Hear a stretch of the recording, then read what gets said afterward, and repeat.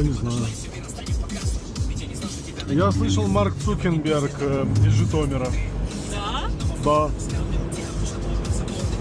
Цукерберг это как цукор. Ничего не напоминает. О, смотри, можно наверх подняться, оказывается, Эйфелевой башни. Ты знала? Прикольно. Там небом автоматы тоже. Ну, это не открытое небо. Ну, типа. Прикольно. Да. Не, я понимаю, что это еще не самый плохой вариант. Ну, зато вот вид красивый на фонтан. Да.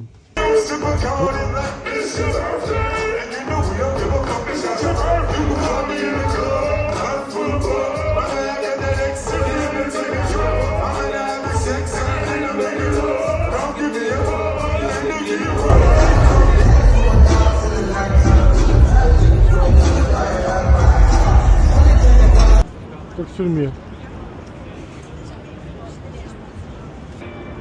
Жалко, чтобы не выпрыгнули из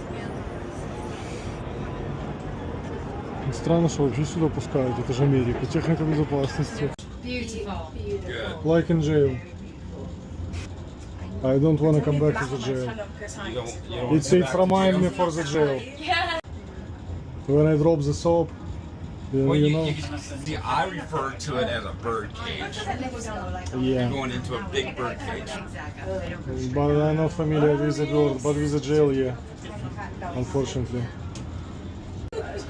One time I raped the guy who walked in an elevator. This is the reason. It's okay, never mind, just drop it. Like my soap.